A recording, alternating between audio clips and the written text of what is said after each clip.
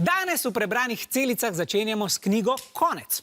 Zemlji se namreč približuje uničujoč komet. Datum in ura, ko se bo vse končalo, pa sta znana.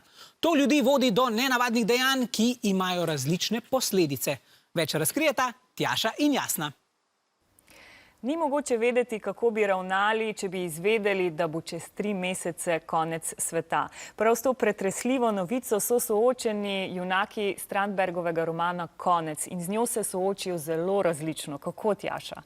Ja, nekateri ob novici popolnoma spustijo svoje življenje iz rok in pričnejo s pijančevanjem, drogiranjem. Spet drugi pa postanejo zares nasilni, zgodijo se številni izgredi, veliko je vandalizma. Tretji komet preprosto zanikajo, četrti se po pomoč morda obrnejo k cerkvi, no, velika večina pa jih želi življenje še naprej živeti, kar se da normalno. Punca glavnega junaka Tilda, na primer, ga zapusti in reče, da želi zdaj samo še žurati in se zabavati, kasneje pa izvemo, da je bila že prej odvisnica od drog. Kako je bilo brati o takih stvareh?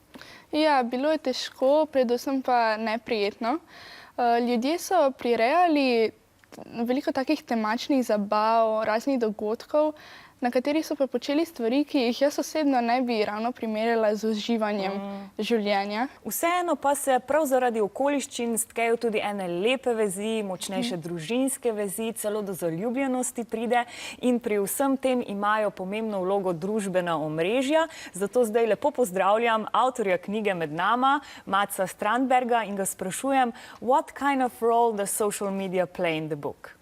When I talked to a lot of experts, when I did research for this book, they all agreed that the big challenge for society would be to reach out with the right information.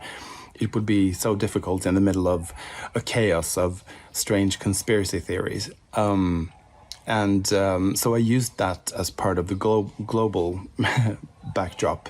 Yeah, it's just like real life. Social media can be fantastic and useful, and it can also be quite terrible. Thank you, Mats. Tjaša, kaj si pa ti mislila o aplikaciji Tell Us, kamor so ljudje zapisali svoje zadnje misli nezemljanom?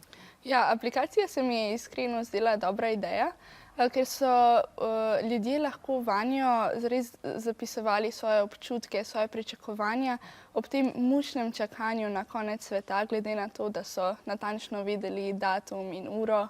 Ja, na ta način so se verjetno lahko lažje soočili s tem, kar so čutili.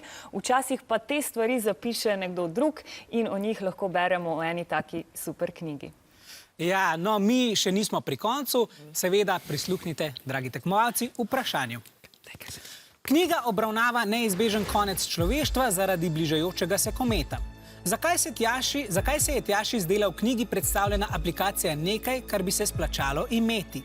A. Aplikacija lahko prenese zapise ljudi na vse konce sveta. B. Aplikacija ljudem omogoča, da lahko pišejo o svojih občutkih. C. Aplikacija je dober pregled razmišljanj ljudi med čakanjem na konec. Ali D. Aplikacija bo ohranila spomin na človeštvo, ko ga ne bo več.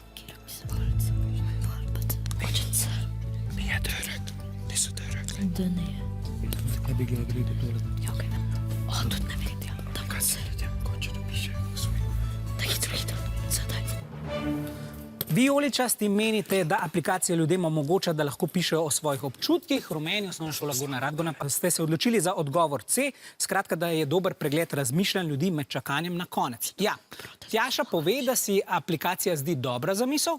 V knjigi so predstavljeni zapisi občutkov in pričakovanj ljudi ob čakanju na padec kometa. Pravilen odgovor pa je B.